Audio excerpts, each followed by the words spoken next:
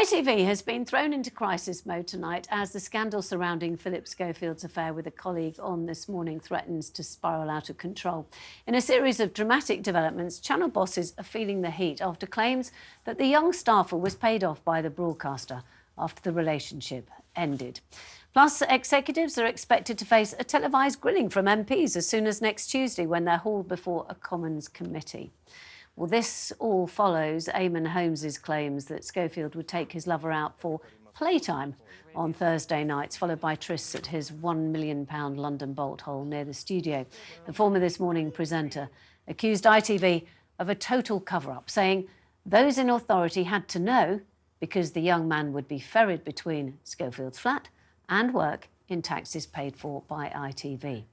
Holly Willoughby wasn't immune from criticism either, with Holmes claiming that she should follow Schofield out the door and never return to the sofa. The thing is, I think we have moved on from Phillip Schofield being a monumental idiot here to actually what the bosses are doing, and surely heads should roll, because you can't say that we did an investigation and nothing was found to be the fact, and then this leaking out. Do we not know? Do people not know anymore that you try as you might, you cannot keep secrets anymore? There are so many ways of finding out that it's no longer as it could have been in the past, where, you know, you might have had a genuine kind of hope and some sort of possibility of keeping something hidden. Now, no, put your hands up and somebody somewhere say, mea culpa, head should roll. But you're right. And the problem is... Oh, sorry. Actually, if you go first, and then I'll fear, yeah. But you're right, because this is no longer about the tittle-tattle of Phillip Schofield, and there will probably be more revelations, I'm sure, but it's not about that. This is about what management knew and how they conducted themselves. And let's go to their report and accounts. People in their physical and mental health and safety are our priority at ITV. So I'm sorry, if you are putting your name to that and you're going to be paid £3.5 million to be the chief executive with all the remuneration and everything else, and by the way, let's, as investors, perhaps look at the share price. Appalling performance since 2019 and before, when it was nearly £2 under previous management. Look at what they've done to that share price, 71p today. So as an investor, you're angry. As an advertiser, you're angry. As somebody who watches the station, you're angry because they're not adhering to the rules that they set themselves. And look at what has happened with other programmes. And it means that they're chasing and protecting their stars and the celebrity in a way that the 1970s did. Culture has to change, and this is what this is about. Heads must roll, and they will roll. I mean, there needs to be a complete sea change at This Morning, specifically, because... This Morning or at ITV? Because it is... I think This Morning first, and then across the board at ITV. If we focus on This Morning specifically, there's no way that all that happened, all the goings-on, went on without people knowing. I mean, there has been chatter about different things happening with Phillip Schofield and different people that worked on This Morning for literally years. Chatter on social media that you can't verify, you know, that you don't have sources, but people saying things, and it comes from, there's no smoke without fire. The rumours have been there for so long, and the fact that This Morning staff didn't do anything about it, and also didn't think that it would be a problem. The bosses didn't do anything about it, didn't think that it would be a problem, thought they could just keep carrying on like this for ages, shows... First of all, that they think that we're all stupid, and second of all, that the management is by no way managing. So can I just say, ITV says it investigated allegations of Schofield's affair in 2020, but both men denied it. Well, I mean, and so they just went, OK, thanks. Investigation, really, is it? Exactly. Did you do that? Well, I mean, I said this last night. This is catastrophic, I think, for ITV. Also, the revelations today, yesterday. I mean, just they keep coming out. Just in terms of where we go from here, that interview last night was so explosive on a number of levels. I mean, obviously, it was a character assassination, I think, on many ways for Schofield, but also for Willoughby as well. I mean, and obviously, Eamonn Holmes is a well-known name. He's a broadcaster. He's very well respected. And clearly, he is very angry. We talked about this last night. The fact is, he felt he was used. Well, he felt he was shuffled out of the place. Well, he did. He said he complained. Now, also, if you look back to the journalist, Dan Wootton, he was the one that said he told management in 2019 they ignored it until 2020, as you said. They then investigated it. It then transpires they didn't even talk to the young man in question.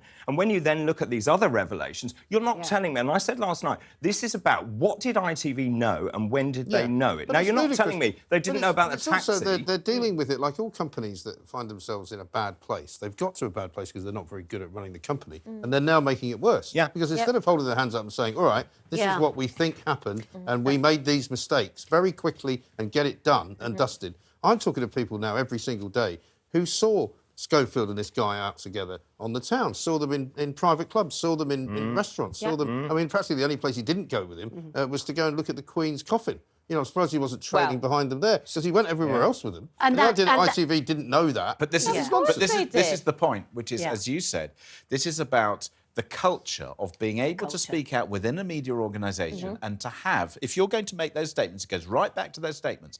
If you're going to make those statements, you've got to follow them through. You can't just have the words and not take the action. They haven't taken the action at programme level or management level.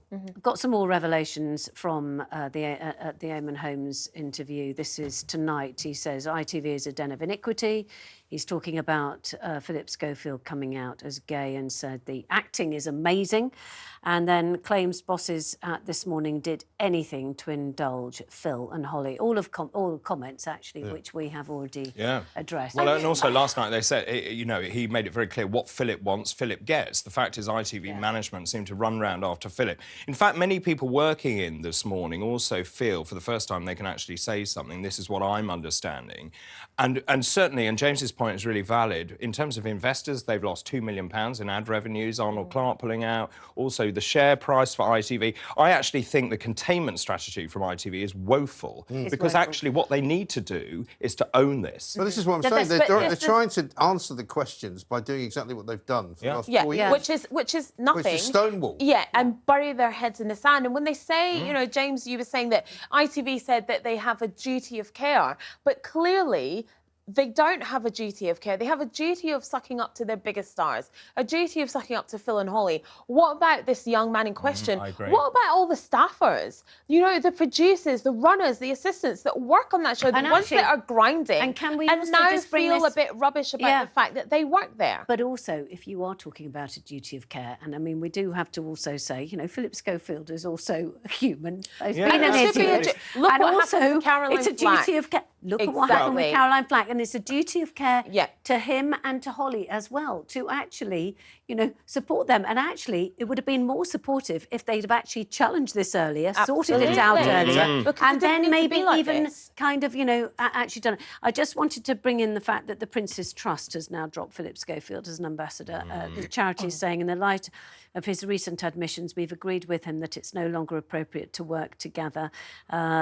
Prince's Trust, founded 1976. It's been going a long time to help disadvantaged young people in the UK. So that is a real blow. Also, I mean, I think it's bigger than that. I think it's absolutely it is. I mean, incredibly more interesting than significant. that, actually, we had people contacting our show this week to say that there were lots of Marks and Spencer's places where Holly Willoughby's picture was next to the clothing line that she's got her name on, and a lot of those pictures are coming down. Yeah. Well, this is, as I said, about the fact that ITV also has a duty of care to its two big stars who have brought in so much. But there's also an element here, which is, had they handled it better, it needn't have been like this. Yes, and that, 100%. I think, is where management have to take responsibility. Yeah. And, of course, there'll be blame storming in every different way to make sure it's not them that's in the firing line. But and this is why I say it's important to look at senior management in terms of culture, but also management of the show. But I think that what this also opens itself up to is ITV could very well be a takeover target. And we may be talking about this morning and saying, could that show be over? And it needs a refresh. Actually, ITV needs a refresh. Well, let's also look at what went on, because obviously this young man was moved. He became something called a personal runner. In 25 years of television, I've never seen anything called a personal runner, where you move from show... Have you? I mean, from show to show. And you move to independent production company. That doesn't happen. That is extremely weird. And also, then he got promoted to Loose Women. Loose Women didn't want him there not because he wasn't a nice person, allegedly, but because that's not what they felt was right and appropriate. But there was a lot of hatred, wasn't there, between the shows? A lot of hate. And Philip wouldn't hand over, allegedly. It's not was. There still is. You know, that fully exists. That whole morning raft. You know, there's real issues of cliqueiness and all this kind of stuff that on ITV daytime. And they're absolutely right that actually it needs to be the management and top need an absolute refresh if you're going to bring back this morning. If you're gonna, I mean, it's not going anywhere, but if you want it to continue, it needs to be a refresh from the top to the bottom. And I don't mean like the young producers and bookers that work very hard, sometimes on night shifts, doing all those shows. I mean the people at the top that make somebody's got to go. Absolutely. And it can't just make Phillip Schofield. I'm just saying that it can't.